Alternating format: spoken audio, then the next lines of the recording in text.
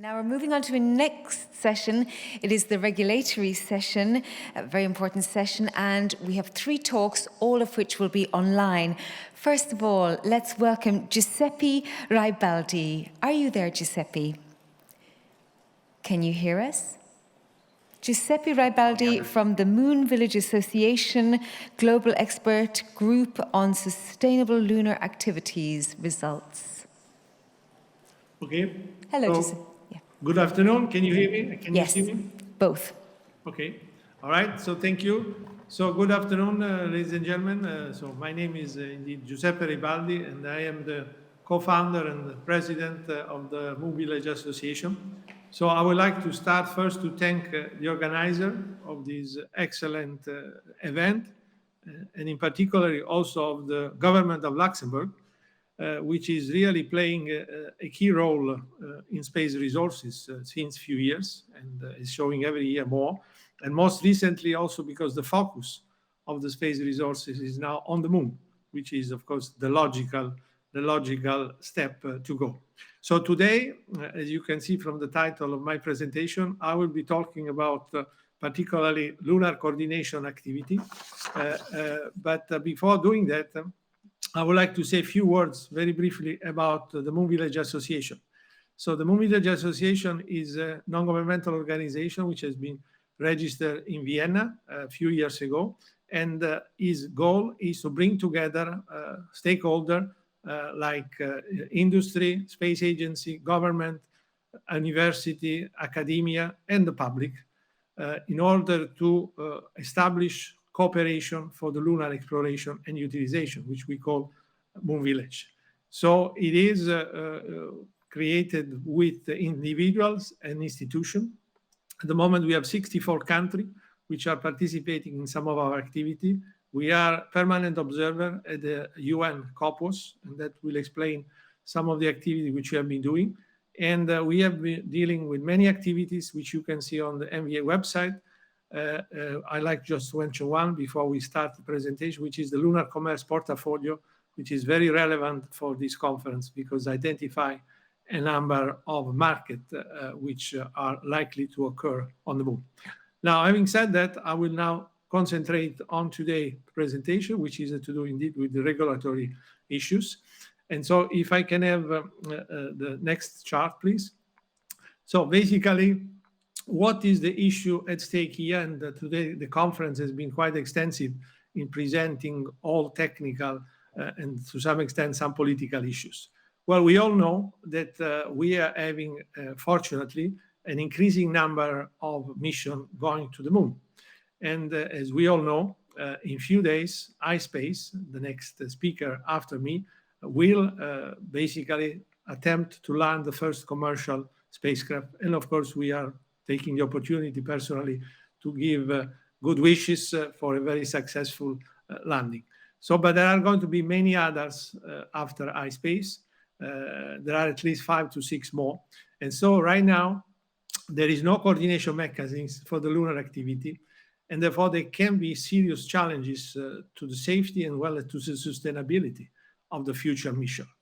And so that is the reason why we need to try to, together in a coordinated way, discuss how to mitigate debris, how to identify the risking operation on the moon with identifying of safety zone, as well as we have to try to define also interoperability. And so that is the reason why the Moon Village Association established basically in 2021 this group, which is called Global Expert Group on Sustainable Lunar Activity, which is dealing exactly with this topic. So if I connect the next chart, please. So what are the goals of this group called GEXLA? So it is basically to leverage contribution of many participant members, which are coming from space agency, private company, academia, and international organization, as well as we have been able to involve also the public by promoting of an outreach. And so, and also act as a platform to exchange information on and views on the different key issues related to lunar exploration and utilization. And one of the main goal of the GEXLA is support discussion within UN COPUOS. As I mentioned, we are permanent observer, and we are able to bring what are the issues related to those topics to the United Nations. And so that's the reason why this work has been going on for 2 years, and we have published in February, as I will explain later, this framework document and key elements after a period of 2 years. So if I can have the next chart, please. So there, just a few words about how this did operate. Basically, there is the Moving Village Association, which is the reason why I'm involved, is been hosting this group, which has been also, let's say, fostered by the organization. And I've been acting also as executive secretary in a similar function as I did for the Hague International Space Forces Working Group, which, as you all know, has been quite a strong participant by also the Luxembourg government. So we decided to have, being at the time of the COVID, to not having a physical meeting. We could not have physical meetings. So we had monthly plenary meetings between basically members and observer, all online. And this is, as far as I know, is one of the first time, if not the first time, that a very complex, let's say, activities which are drafting documents is being made online. So this has enabled us to particularly concentrate on several topics. Well, we had so far 4 subgroups which have been dealing with information sharing, safe operation, lunar environment protection, compatibility, interoperability, as well as responsible governance. We did also public consultation prior to the finalization, and we have basically received a number of financial support from a number of industry, as well as the Luxembourg government, which has also contributed. And you can see all the different sponsors in the first chart. More information on how the operation of GEXLA has been made, you can find on the website below. So if I can have the next one, please. So now let's also tell you who has participated in these activities. So we have made a big effort to try to really involve as many countries and as many stakeholders as possible, in particularly in the 3 categories that you see in there: government, space agency, industry, and academia. And so we have indeed managed to gather 37 experts from 24 countries. You can see basically a scheme over there, a plan, and you can really understand that most of all the major stakeholders have been involved in this activity. And I think it's also important to notice that for some of the country, we had been a strong delegation, which involved government as well, several state Ministry of Foreign Affairs participants. We also had a number of observers. I think it's more than 150, nearly 200 observers from more than 40 countries. So the body means that the product of what has been published is really, as much as possible, really a global view. So if I can have the next one, please. So there, basically, what is it that this document, which is called Recommended Framework and Key Elements, includes? So this basically shows how to implement safe and sustainable lunar activity through basically coordination and management mechanisms, which, as we said at the beginning, they are not existing. It builds on obviously established international space law. Obviously, there is no intention to create anything new, but it's important that basically leveraging of those, we are able to define something very specific for the lunar activity. So it extends, of course, principle into a framework, in a basically logical framework, to effectively facilitate dialogue and cooperation between the major stakeholders. And of course, it is aimed at providing the transparency of activity, which are very important as well as accountability between all the stakeholders. So the document itself is a living document, but I think this is an important input which we have been offering to the United Nations. We had already presented this document and with also side event at the Science and Technical Subcommittee in February, as well as on the legal subcommittee. Let me just say that the next speaker, in particular the organization like ispace and Stephen Freeland, they all been part to some extent of this exercise of this GEXLA. So if I can the next chart. So here in this chart, without going in details, and you are mostly welcome to look and download the document, which is obviously available and has been distributed in some, particularly at the United Nations. So it's basically in two parts.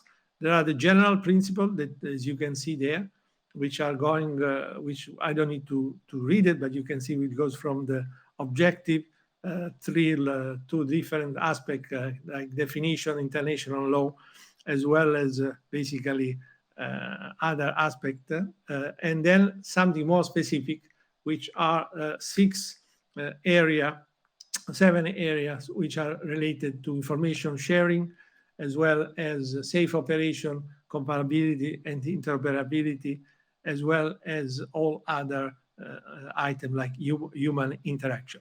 So this is a comprehensive document, which is about 60 to 70 pages. Which goes quite a bit of detail. Many of the people which have participated have been involved in Artemis Accord. So, and so what you will find in this document is fully, not only complementarity, but we are going deep in many of the issues which have been included in the Artemis Accord. So you can say that this document is a perfect complementary document which expand and go in much more detail some of the issue, and therefore as such is totally complementary to the Artemis Accord. So if I can have the next one. So just to complete, there has been also produced annexes which basically were the result of a lot of work from a number of people in 2 years.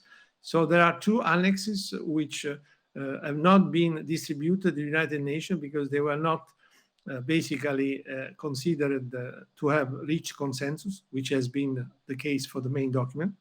So one in particular is related to technical and operational practice and case study, where there's a lot of material indeed from the people working in this topic, as well as a list of future topics, which obviously we are not able to deal all at the same time. So there has been also produced some additional documents which are specifically related to topics. One is the sustainable management of lunar natural and cultural heritage, as well as aspects related to environmental assessment. So if I can have the next one, please. So I think what are the next steps? So after we have published this, basically this document has now been, as I said, produced and distributed, and we, as of today, we are communicating so that the many as possible stakeholders take a look at it and hopefully will find useful in helping to understand how to behave on the moon. Obviously, this is far from being agreed. However, we hope, and certainly we are aware that this document is the basis to start the discussion on lunar coordination and cooperation in the UN.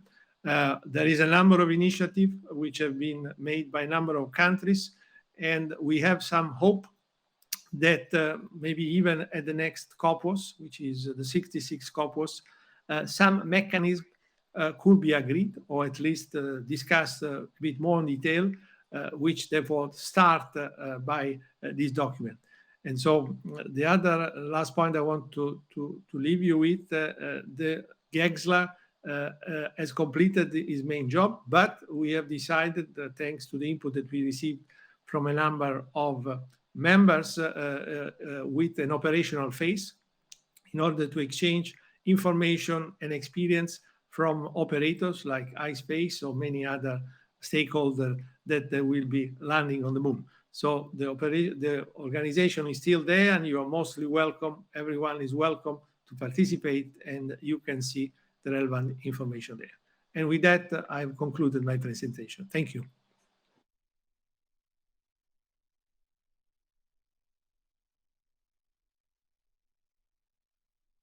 From ispace, please welcome online Masashi Sato. Can you hear me, Masashi? Yes, I can.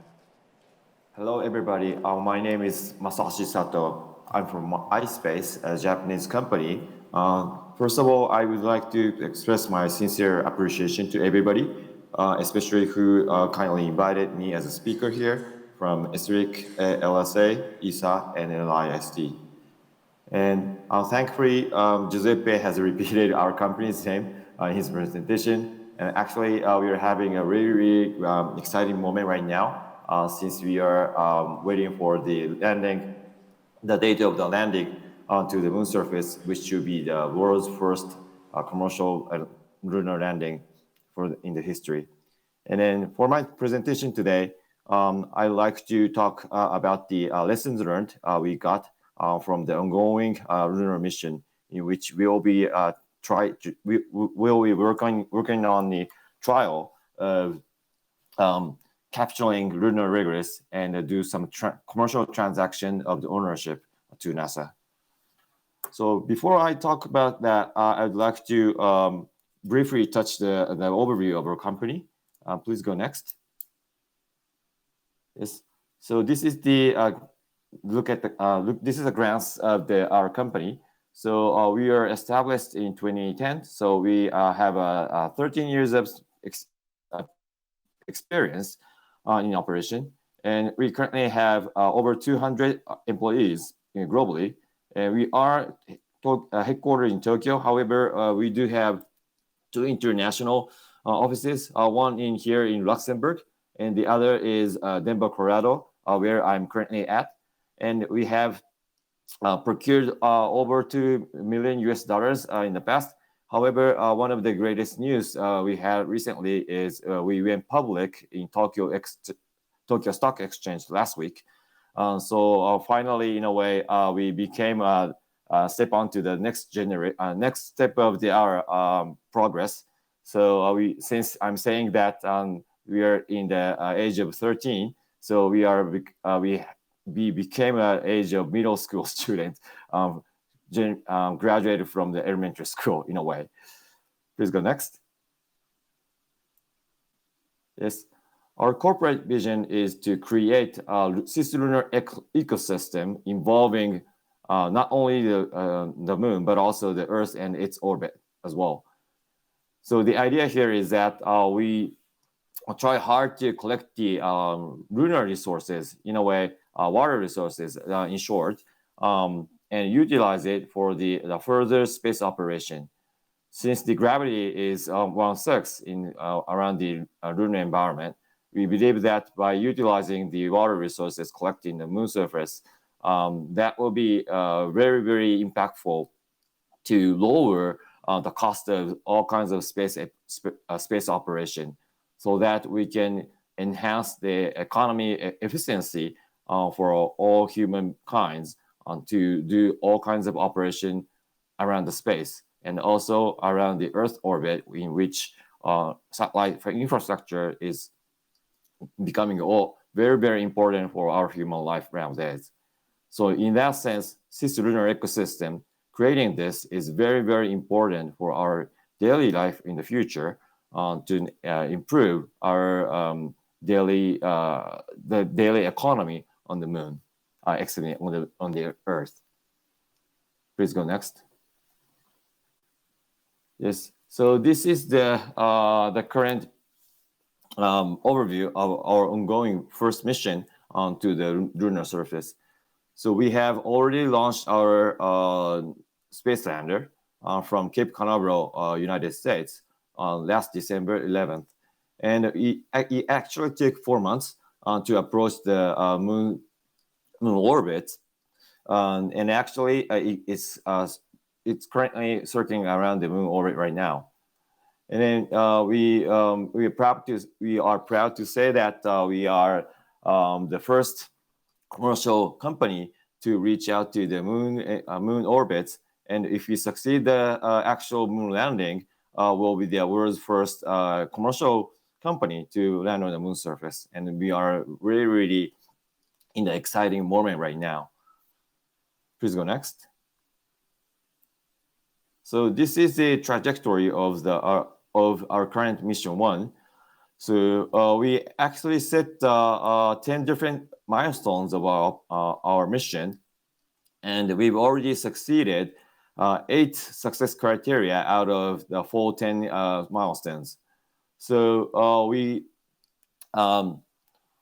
just launched from the Earth, and then we passed by the Earth's orbit and came to the furthest point around the January timeframe, and then we came over all the way back from the furthest point to the Earth's orbit, and we have done a couple of times of maneuvers to get into the lunar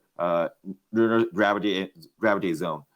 And last week we have done with the last maneuver to approach to the closest lunar orbit last week, and then we are currently already started our descending phase. And the next week, at the very timing of the landing time, we'll be finalizing our actual descending procedure.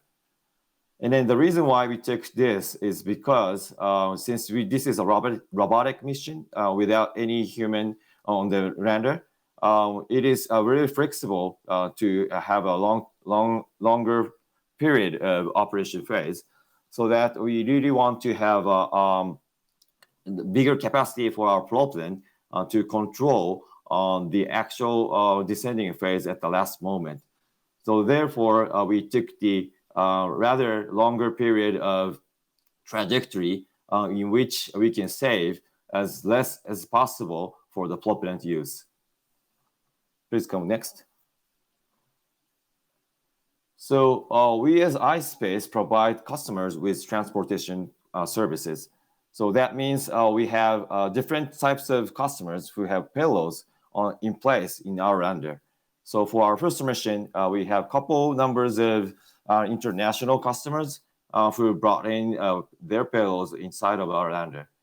The biggest payloads of the first mission is the Lunar rover from UAE, which is a space agency called MBRSC. So the Lunar rover weight 10 kilograms is the biggest and heaviest payloads among the other payloads. However, we also have commercial-led R&D payload, which is solid-state battery provided by NTK, which is a Japanese private company. And we also have a smaller rover from JAXA, and we do have multiple scientific payloads from CSA, Canadian Space Agency, as well. And something really, really important and related to this presentation is a commercial transaction contract with NASA. Please go next. So for our first mission, we will be collecting the regolith, and we will be claiming our ownership, legacy ownership, under the space mining law, which was passed by the Japanese government. And we'll be transferred the ownership to NASA under the American commercial law, as well as space mining law of the United States.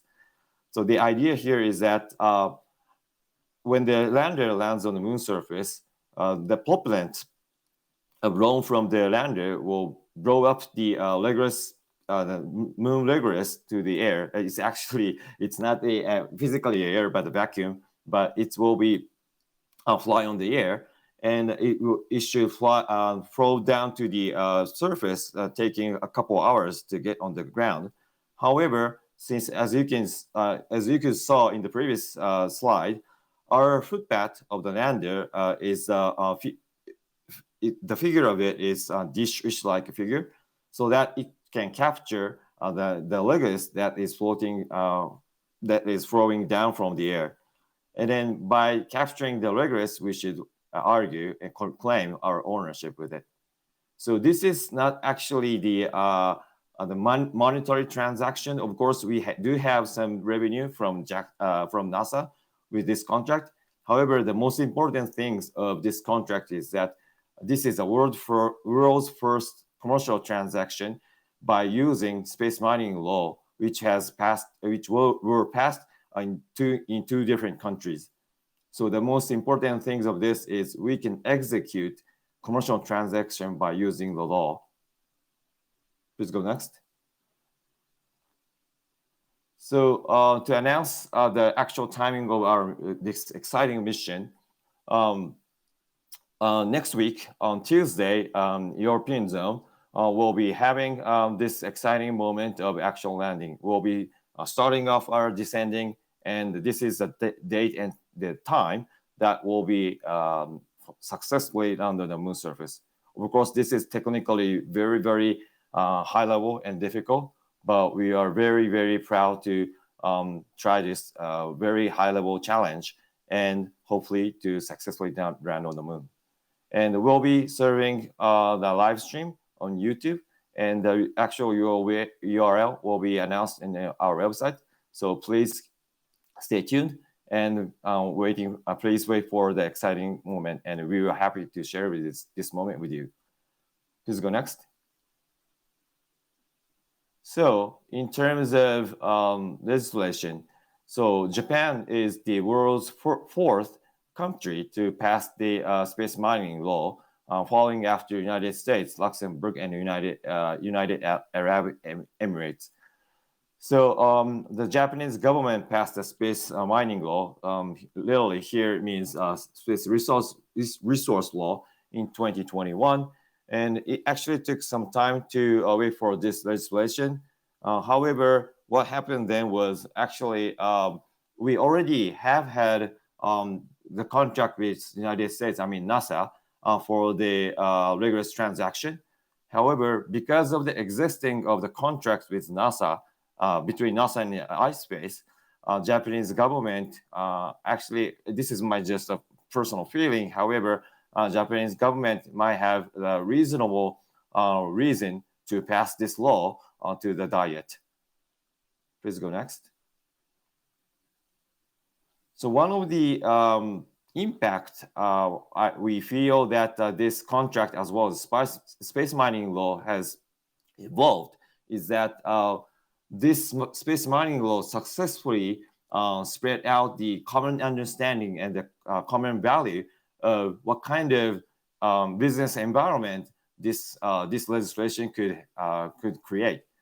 And then because of this legislation, many different companies came to be aware that this law will kind of bring in a future next business frontier.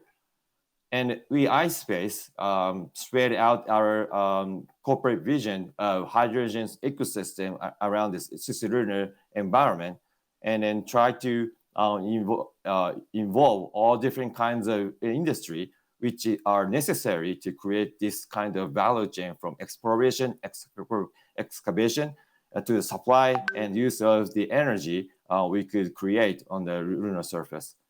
And then we finally formed a coalition group called LIVC, Lunar Industrial Vision Council, which is a domestic coalition group formed by different types of industries. But currently, we've been having a lot of discussions and lobbying to create the policy and the public enforcement to push forward the actual activities and investment to create this hydrogen cislunar ecosystem. Please go next.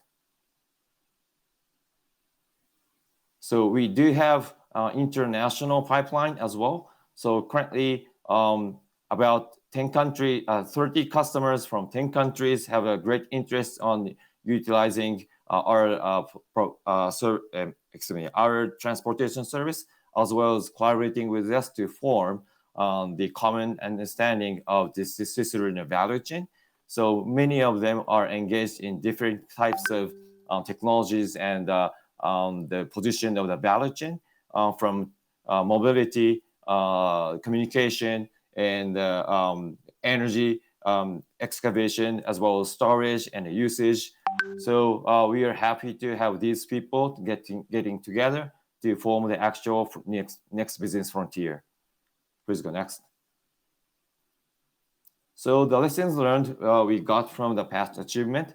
So I have 3 points in place. First of all, the legislation in this public interest that leads to commercial value chain. So as I mentioned earlier, the space mining law Japan really create a great huge momentum to induce different types of companies to get in touch with this new space kind of businesses.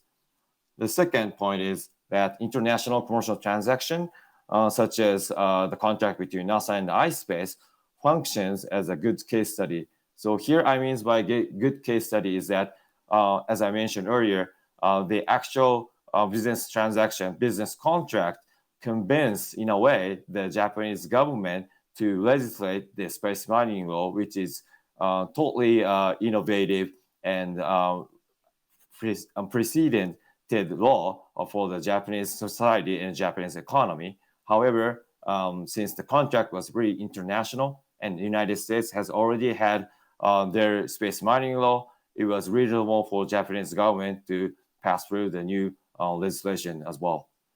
Lastly, we should have upcoming issues when we want to continue this type of commercial activities in the cislunar ecosystem. So one thing is we have to find out the reasonable pricing, since this is a totally purely commercial activity. So we have to earn some revenue. So we have to find out the way. The second will be safety zone, since we have to continue our commercial activity, continue kind of middle term to long term activity to find out the lunar resources and to continue the work to make it usable for everybody. So it should take time. However, we have to be protected in a way to continue our commercial activity safely. In a way, for that sense, we have to have some rule making to secure the safety to continue our activity. And there should be some others, but we have to keep going with such kind of discussions. And internationally and domestically, for both purposes, we have to have this kind of rule making. So that is pretty much it for my presentation. Thank you for listening.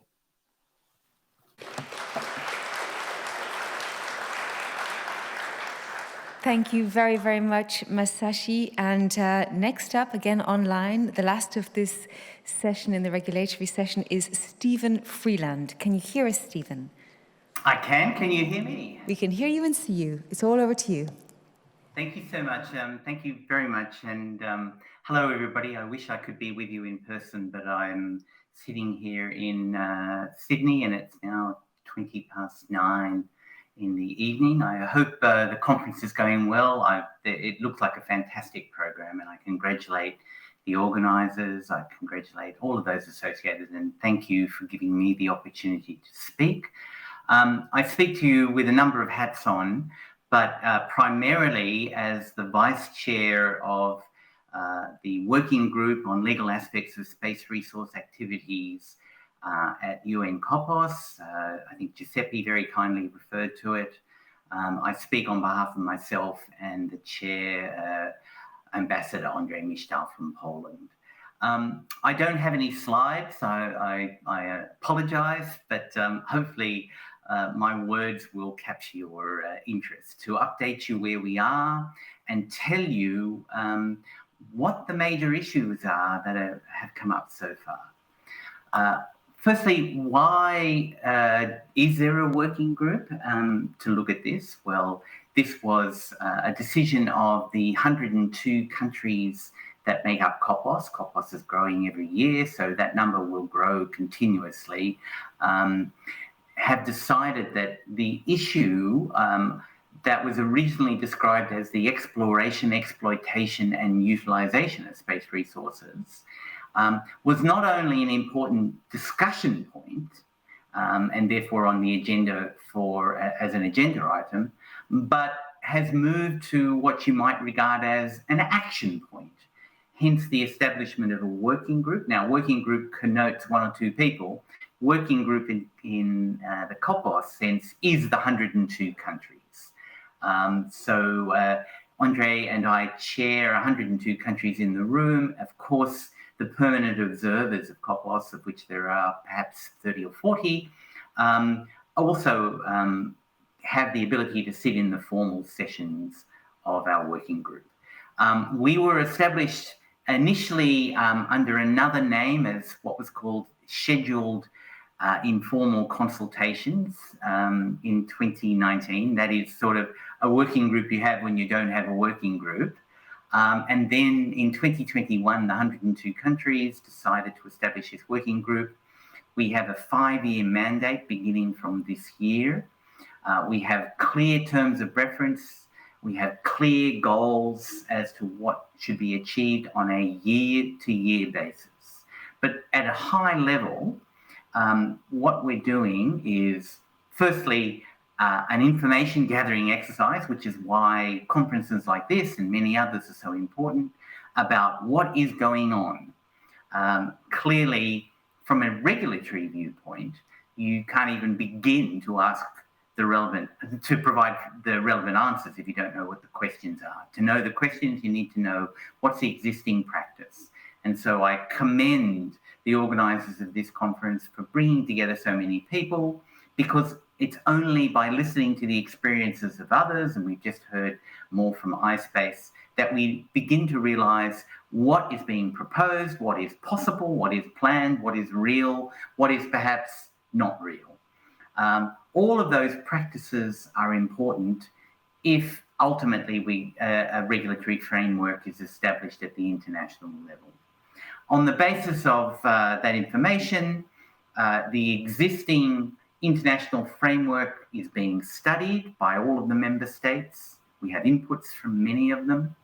On the basis of that, decisions will be made as to whether a specific international framework will be established for what we might call space resource activities. And we are also tasked with developing initial principles that would, if you like, inform those sorts of activities, and also work out next steps for possibly, and this is really a decision for the member states, whether a framework in more specific terms needs to be put together. Now, that's a decision that will come later. Now, that all sounds very high level, but it's extremely important. Why is it important? Well, as everybody in the room knows, there are many countries and many companies that are interested in various aspects of space resource activities. And as you know, there are many missions planned to go. Let's focus just on the moon for the moment, to the moon this year, and that will continue. And as you've heard from ispace with their exciting developments, more and more sophistication is being developed. It's hard, but more and more sophistication will be developed in terms of what those activities might be.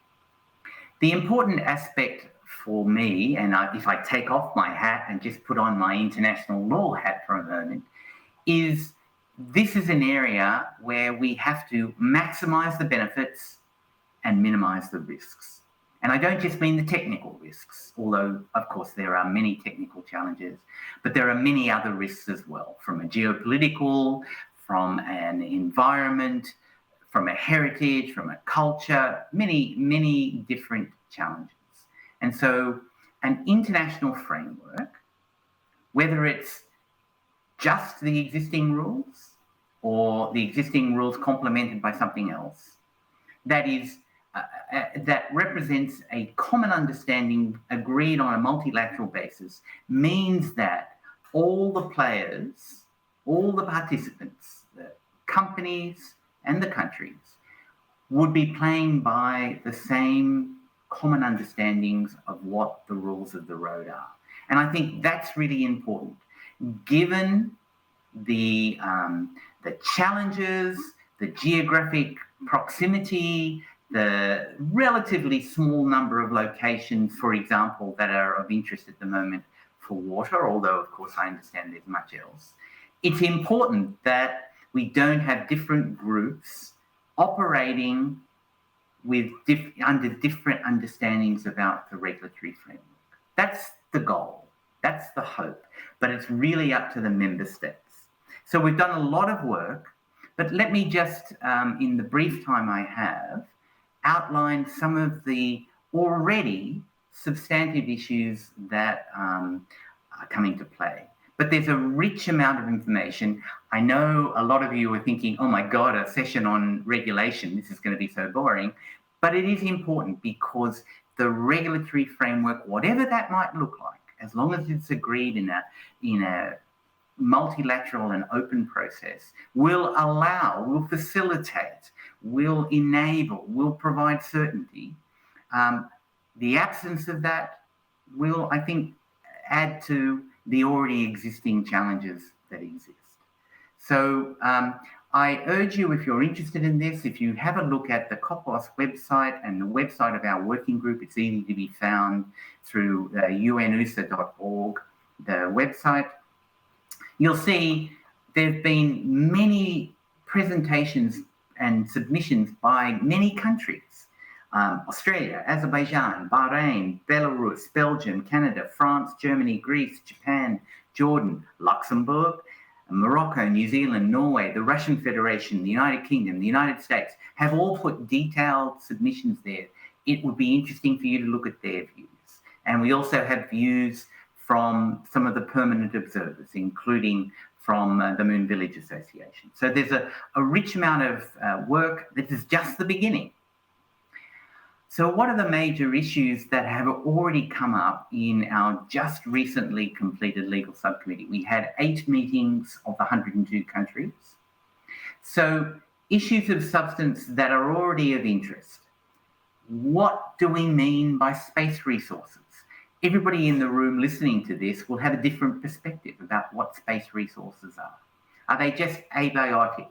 Are they just, if you like, hard materials? Do they include water? Most people would say yes. But do they include other things like orbits and frequencies, which of course, to a large degree are regulated by in other UN frameworks? Do they include areas of unique, perhaps location for dark and quiet skies types of activities? All of these things need to be resolved. Some countries say we need to have strict definitions now. Other countries say, let's just get on with it and then we'll work out what we're talking about. What is a space resource activity? Is it simply the extraction or is it everything else around it? Remember, the UN talks about exploration, exploitation, and utilization. We've had input from the ITU on the notion of the use of frequencies in lunar orbits. How does that fit in? We've had a lot of discussion about the sharing of information, really important amongst countries. But of course, when you involve the private sector, and clearly the private sector is involved, private sector will, of course, be conscious from their own perspective of commercially in confidence information. But if we're going to have transparency, if we're going to have everybody working to the same rules, we need to work out information sharing.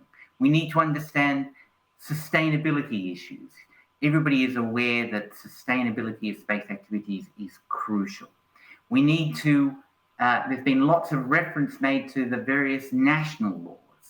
Many of those national laws, in a sense, are subject to a resolution of the international legal framework. So we need to understand what that international legal framework looks like.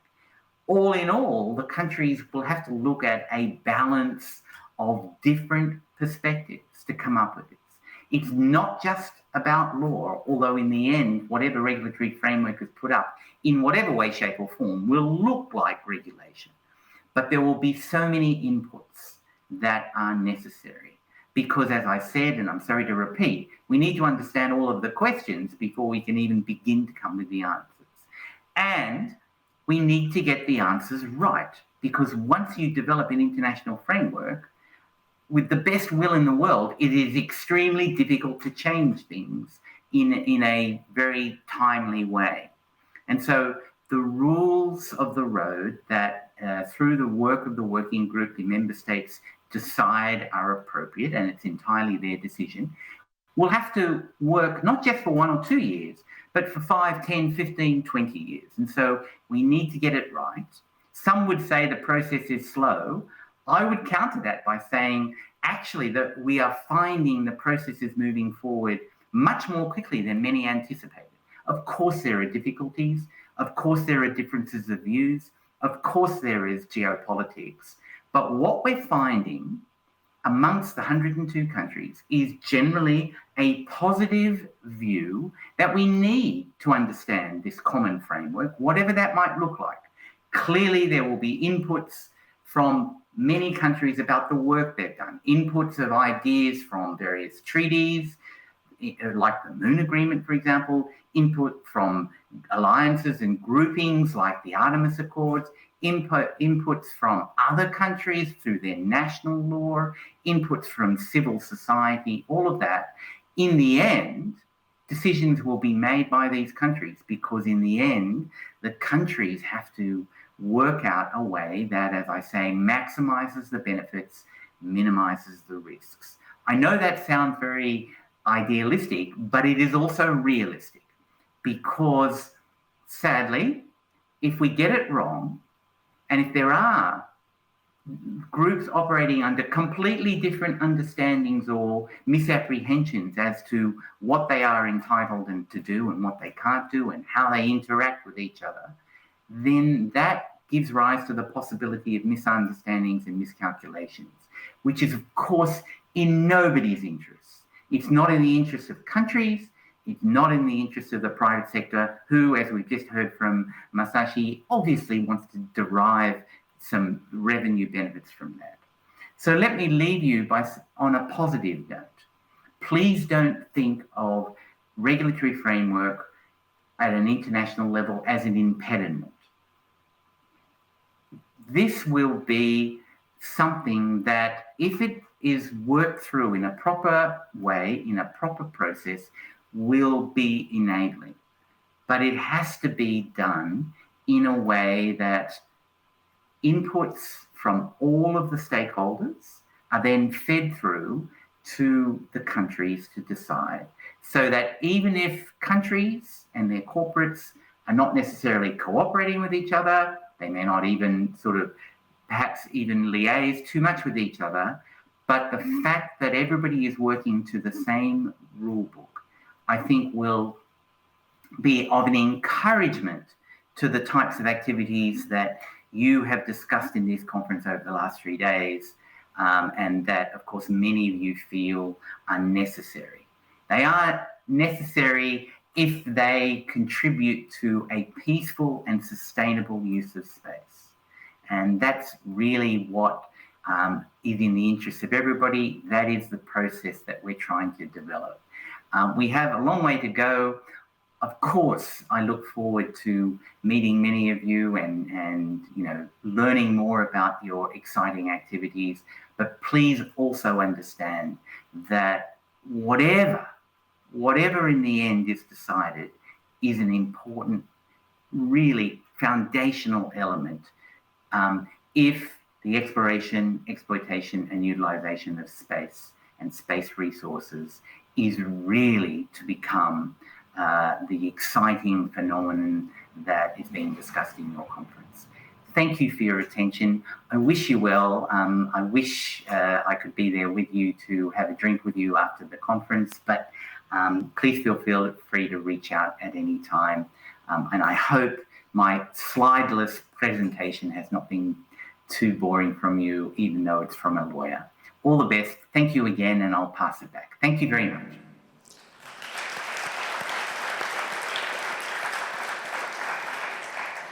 Thank you so much, Stephen, and for staying up late over there in Australia as well. We wish you a lovely evening ahead, what's left of it.